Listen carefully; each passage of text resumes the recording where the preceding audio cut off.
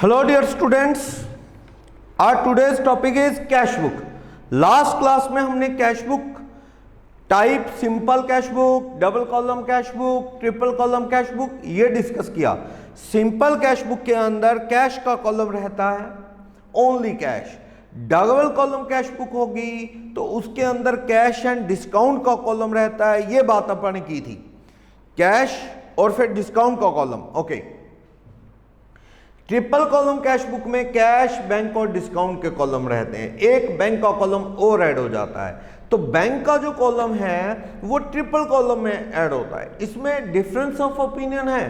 कुछ लोग कहते हैं कि अगर हम डिस्काउंट अलाउ करते नहीं, डिस्काउंट रिसीव होता नहीं, तो हम डिस्काउंट का कॉलम क्यों बनाएं? तो हम क्या है, डबल कॉलम में ही एक कॉलम कैश का और एक कॉलम बैंक का बना देंगे।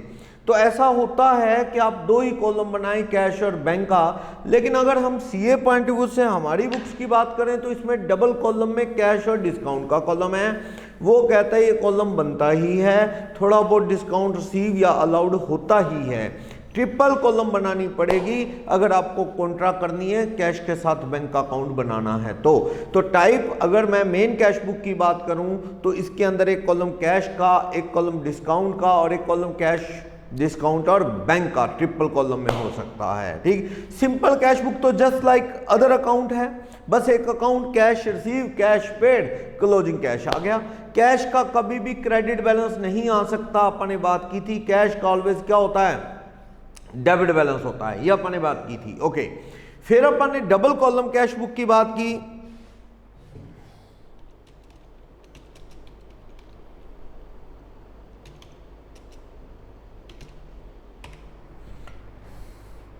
चलो, डबल कॉलम कैश बुक के अंदर अपन ने डिस्काउंट जोड़ा, ट्रिपल में बैंक जोड़ा। बैंक में ओवरड्राफ्ट भी हो सकता है, बैंक के अंदर क्रेडिट बैलेंस डेबिट को एक्सीड कर सकता है, ये आपको ध्यान रखना है।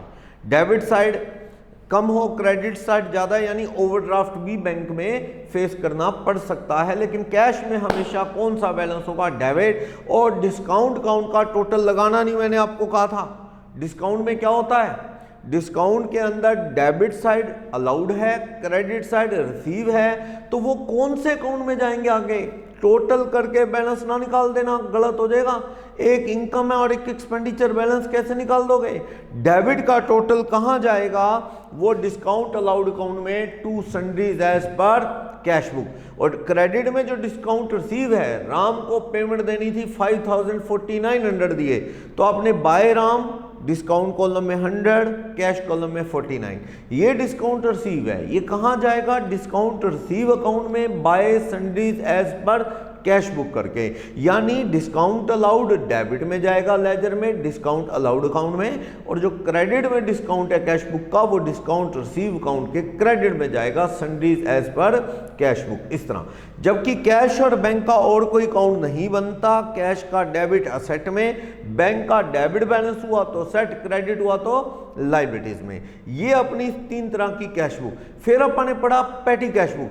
पैटी कैश बुक एक तो सिंपल कैश बुक की तरह बना लो, बस जो रिसीट है हेड ऑफिस, हेड कैशियर से, और जो पेमेंट साइड डाल ले जाओ तो क्लोजिंग कैश आ जाएगा। ऐसा सब करते हैं, लेकिन वो बहुत डिटेल बन जाएगी, क्योंकि ना वो 10 रुपए दे दिए, किसी को 5, किसी को 20, किसी को 30 रुपए। आप एक दिन में 25 एंट्री कर लिया आपने, 10-10, 5-5 की, तो अगर अपन उसकी एंट्री पोस्ट करेंगे तो आप सोचो कितनी प्रॉब्लम है। एक पेज एक दिन में भर जाएगा, नहीं, उसका पर्पस सोल्व नहीं होगा कैश बुक बनाने का। तो कौन सी कैश बुक बनाओ, एनालिटिकल, या जिसे अपन क्या कहते हैं, डिटेल कैश बुक कहते हैं, वो बनाओ। उसके अंदर क्या होगा, एनालिटिकल के अंदर आप एक मतलब डेट वाइज एंट्रीज करेंगे। डेट लिखी, कॉलम बना लो, travelling expense, printing stationery, courier का, रिफ्रेशमेंट का, इस तरह से 5-6 रिपेयर का, 5-6 कॉलम, और बचा हुआ मिसलेनियस, जो इन 5-6 में ना आए तो मिसलेनियस। बस आप एक डेट की एंट्री लिख दो, उससे क्या होगा, एक ही लाइन में, एक ही सेल के अंदर एक दिन की सारे खर्चे आ जाएंगे। और मंथली टोटल करना भी आसान होगा, 30 सेल में 30 डेज के आ जाएंगे, टोटल कर लो, हर एक्सपेंस का टोटल भी पता लगेगा, मंथली कितना है, बैलेंस आ जाएगा।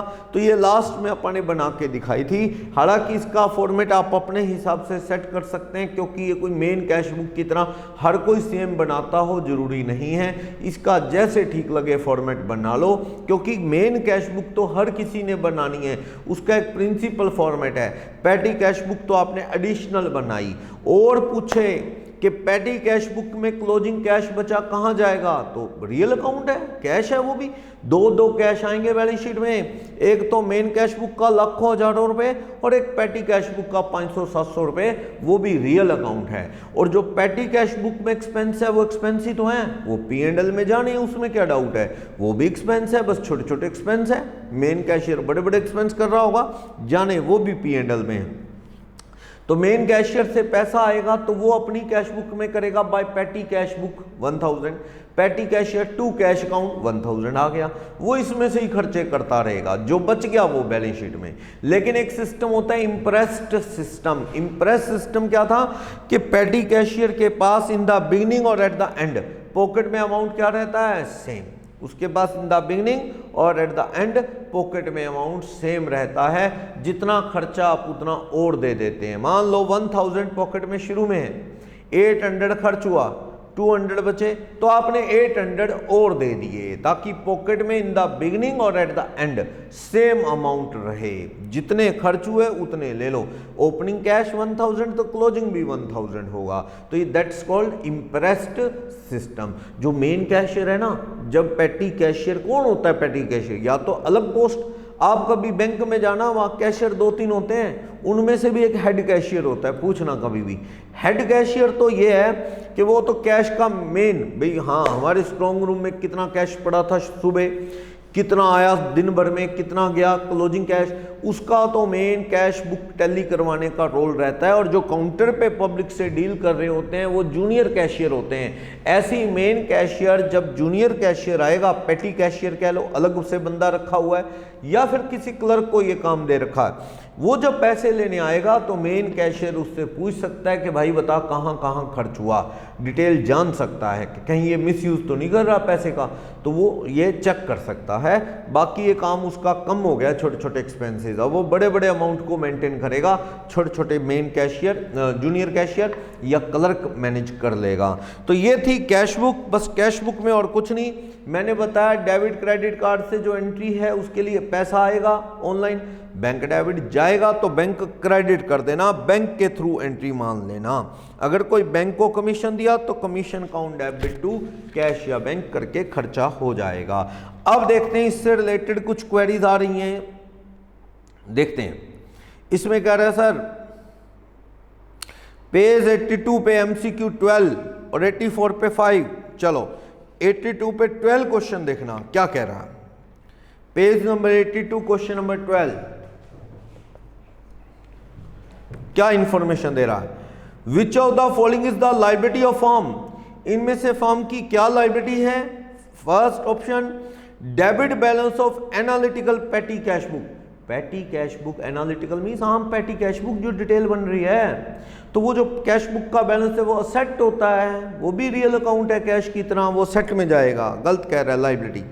क्रेडिट बैलेंस ऑफ पासबुक, ऐसा है, पासबुक का मतलब क्या होता है, मैंने आपको बार बार बताया, पासबुक जो है in the books of bank, bank की बुक्स में बन रही है पासबुक। ये किसका अकाउंट होता है एक्चुअल में, राम का अकाउंट है, कस्टमर का अकाउंट होता है बैंक के रिकॉर्ड में। अब देखो ये बैंक बनाता है जो हमारी पासबुक देता है, कहता है क्रेडिट बैलेंस ऑफ पासबुक, तो टू बैलेंस कैरी डाउन मान लो 7000, क्या शो करता है, credit balance of cash book, तो ये शो करता है बैंक ने देने हैं, it's a liability, it's a liability of bank, bank के लिए लायबिलिटी है नहीं ये क्रेडिट बैलेंस। तो कस्टमर के लिए क्या है, फॉर कस्टमर, कस्टमर के लिए ये एसेट है, डेबिट बैलेंस ऑफ बैंक है, कस्टमर के लिए डेबिट बैलेंस ऑफ बैंक है।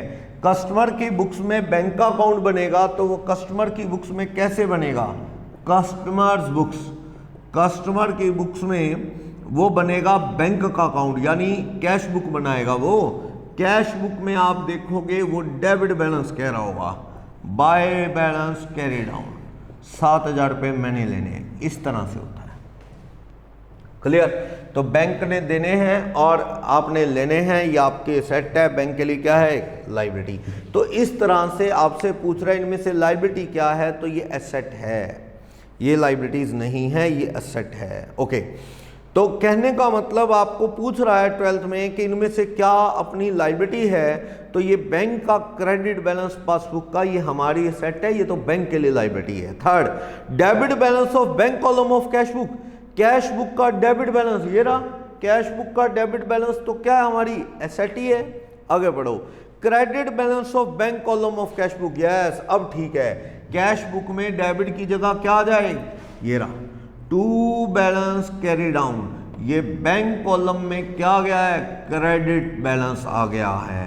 तो ये क्या होगा, मान लो 10,000 रुपये, it's a liability, it's the liability of customer, ये हमारी फर्म के लिए क्या है, लायबिलिटी है, क्रेडिट, यानी ये बैंक ओवरड्राफ्ट है, क्रेडिट साइड ज़्यादा होना बैंक ओवरड्राफ्ट है, ये बैंक ओडी कितने रुपए का ओवरड्राफ्ट है, ये 10,000, इस तरह। तो आपसे पूछ रहा है इनमें से क्या लायबिलिटी है, तो डी पॉइंट लायबिलिटी है, क्योंकि पेटी कैश बुक का डेबिट भी एसेट है, मेन कैश बुक का डेबिट भी एसेट है, पासबुक का क्रेडिट हमारी एसेट है, तो बस लायबिलिटी पूछा है तो वो क्या होगा, कैश बुक का क्रेडिट बैलेंस। और बोलो कोई भी एमसीक्यू में डाउट?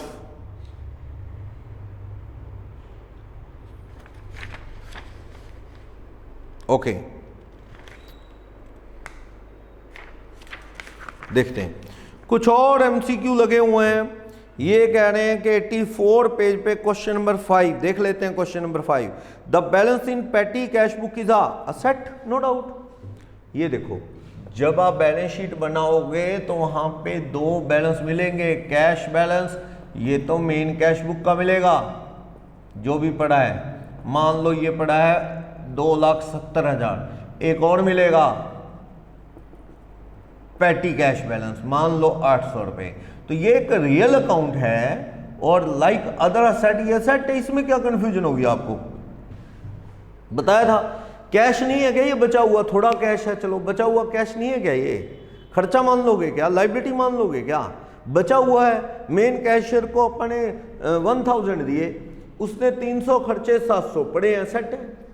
800 खर्चे 200 बचे पड़े हैं तो 200 एसेट है।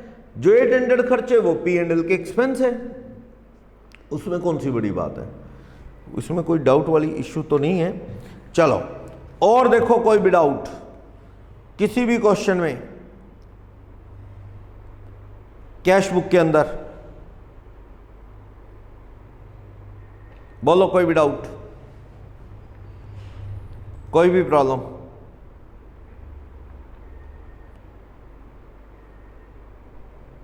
है कोई भी डाउट इसके रिगार्डिंग?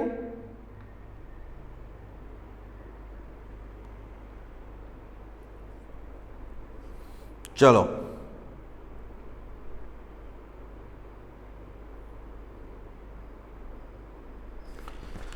इसके बाद कुछ और सब्जेक्टिव क्वेश्चन थे प्रैक्टिस के लिए। 85, 86 पेज पे आपने पढ़े क्या ये क्वेश्चन? 85, 86, 87 ये 4-5 क्वेश्चंस हैं। इनमें कोई भी डाउट है तो आप प्लीज आप क्वेश्चन करें। ये 6th क्वेश्चन है, कैश बुक बना के दिखा रहा है, पैटी कैश बुक, वही एनालिटिकल वही है, स्टेशनरी, ट्रैवलिंग, रिपेयर और मिसलेनियस के कॉलम बना रखे हैं इसने कि यहाँ खर्च हुआ है। इस तरह से क्वेश्चन नंबर 5 में करके दिखा रहा है। ये ऑर्डिनरी कैश बुक है, ट्रिपल कॉलम वाली, वो कैश बुक बना के दिखा रहा है। 4th के अंदर पैटी कैश बुक बना रहा है, वही एनालिटिकल वाली।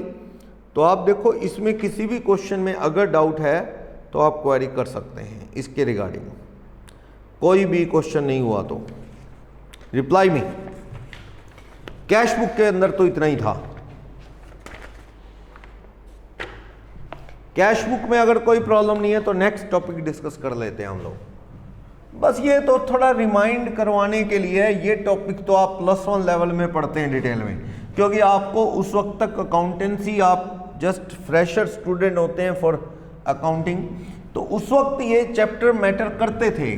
जर्नल भी बड़ी मुश्किल से बच्चा करता है, क्योंकि वो +1 लेवल में वो जस्ट स्टार्ट करता है, नया सब्जेक्ट होता है। Cash book, ledger, important chapter लगते हैं वहाँ पे, टिपिकल भी लगते हैं। अब लेकिन आपने 2 साल पढ़ लिया, +1 +2 सीए में भी कई चैप्टर आपने पढ़ लिए, तो अब इन चैप्टर्स की कोई वेटेज नहीं है। एग्जाम पॉइंट ऑफ व्यू से भी बस ऑब्जेक्टिव क्वेश्चन टाइप की वेटेज है इनकी। बहुत कम चांस है कि इस पे कोई फुल फ्लेज क्वेश्चन आपको कोई 6 मार्क्स 8 मार्क्स मिले, बहुत कम चांस है। Sir why cheque receive treated as cash receipt? मैंने आपको बताया था चेक रिसीव की प्रैक्टिकल लाइफ में क्या चलता है। प्रैक्टिकल लाइफ में cheque received but not deposited to bank या send to bank for clearance. आप देखो, मान लो आपके पास 29 मार्च को चेक आ गया। प्रैक्टिकल लाइफ में वो एंट्री करते हैं cheque in hand debit to debtor Ram. जो भी डेटर है उससे चेक आ गया, राम से डेटर है, मान लो 10,000 का। तो अब ये क्लियरेंस में भेजा नहीं, तो बैलेंस शीट बनेगी 31 मार्च 2020 को। तो प्रैक्टिकल लाइफ में तो कैश नहीं बढ़ाते वो लोग, चेक इन हैंड ही दिखा देते हैं। चेक इन हैंड कितने रुपए का? 10,000। डेटर हमारे क्या हो गए हैं? 10,000 से कम हो गए हैं। बैलेंस शीट टैली होगी, चेक इन हैंड ही दिखा देते हैं। कितने का चेक इन हैंड है? 10,000 का। बस cheque in hand debit to debtor. ठीक है, कल को मान लो 4 अप्रैल को cheque deposited to bank, cheque send to bank. अब आपने चेक बैंक को भेज दिया, मान लो स्टाफ के हाथ दे के, तो अब आप एंट्री क्या करेंगे? अब आप एंट्री कर लेंगे bank account debit to cheque in hand, खत्म हो जाएगा चेक इन हैंड 10,000 खत्म। लेकिन आप एक चीज नोट करो, अगर आप ये एंट्री करोगे तो कैश बुक से बाहर चलोगे, जर्नल में करनी पड़ेगी। ये एंट्री कैश बुक में नहीं हो सकती। देखो कैश या बैंक इन्वॉल्व नहीं है, आपने cheque in hand account debit to debtor किया, बस डेटर कम हो गए, चेक इन हैंड असेट में आ गया, कैश बुक के थ्रू रूट नहीं होगी। मान लो 4 अप्रैल 2020 को आपने ये चेक बैंक में भेज दिया, जमा करा दिया क्लियरेंस के लिए कि क्लियर हो जाएगा। तो अब आपने बैंक द रिसीवर, बैंक एक पर्सनल अकाउंट है, आर्टिफिशियल पर्सनल डेबिट, और वो चेक इन हैंड नाम की जो सेट थी वो खत्म होगी, तब अपना बैंक बैलेंस बढ़ा दिया। इस तरह से आपने देखा। लेकिन बुकिश में,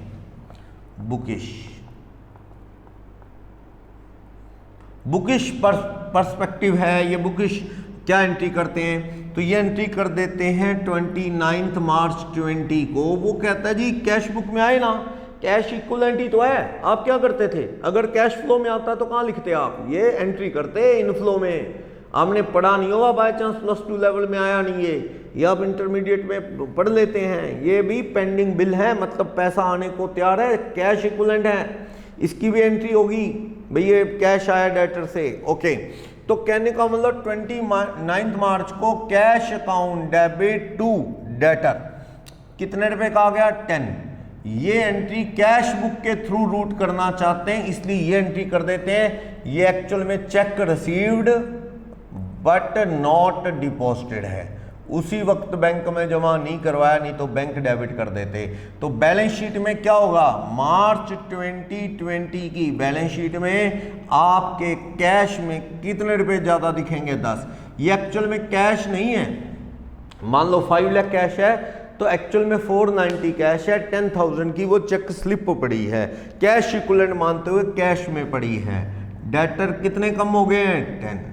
जब 4 अप्रैल 2020 में when cheque is deposited to bank, जब ये चेक बैंक में जमा करवाया जाएगा तो आप एंट्री कर देंगे bank account debit 10,000 to cash, contra कर देंगे। ये कैश जो बड़ा था वो क्या हो जाना है? कैश, यही वाला कैश क्रेडिट होके कम हो जाना है। तो नेट एंट्री रह जाएगी bank account debit 10,000 to debtor 10,000, इस तरह से। तो bank account debit to cash करके खत्म, चेक इन हैंड करोगे तो चेक इन हैंड क्रेडिट करके खत्म। तो बुकिश लाइफ में ये चलता है, बुकिश लाइफ में ये एंट्री बता दी जाती है अक्सर, कैश बुक में रूट हो, इसलिए ये चाहते हैं कि नहीं तो ये ध्यान ही नहीं रहेगा कि हमारे पास कैश इक्विवेलेंट कितना है। कैश इक्विवेलेंट, कैश को बढ़ाने के लिए, कैश बुक से एंट्री पास करने के लिए वो कहता है 2-3 दिन की बात है, 4 दिन, जब ये चेक बैंक में जमा हो जाएगा सारा इफेक्ट खत्म, तब बैंक बैलेंस बढ़ेगा, डेटर कम होंगे, अल्टीमेटली तो इन दोनों एंट्री को मिलाओ यही रिजल्ट है, बैंक टू डेटर। इन दोनों को मिलाओ तो भी यही इफेक्ट है, बैंक टू डेटर। तो प्रैक्टिकल लाइफ में तो चेक इन हैंड अच्छा है, प्रैक्टिकल लाइफ का कंसेप्ट। भाई चेक इन हैंड है तो पता है ना भी चेक क्लियरेंस में डालना है, कैश इक्विवेलेंट है, कोई दिक्कत नहीं। लेकिन इसमें बुकिश दुनिया में तो क्या हो रहा है, वो कैश बुक में एंट्री कैश में डाल देते हैं, when cheque is deposited to bank तब एंट्री कर देते हैं बैंक टू कैश। तो मैंने आपको दोनों बता दिए, वैसे सही है प्रैक्टिकल लाइफ में ये है, ठीक है। बुकिश दुनिया में कैश इक्विवेलेंट कैश बुक से पास करने के चक्कर में एक बार कैश में लिख देते हैं, देन आफ्टर जब बैंक में जमा होता है तो bank account debit to cash कर देते हैं, पर प्रैक्टिकल लाइफ में नहीं ऐसा करते हैं, ठीक है। और बोलो कोई भी डाउट इसके रिगार्डिंग, किसी को भी कोई प्रॉब्लम है तो ये टॉपिक हो गया है।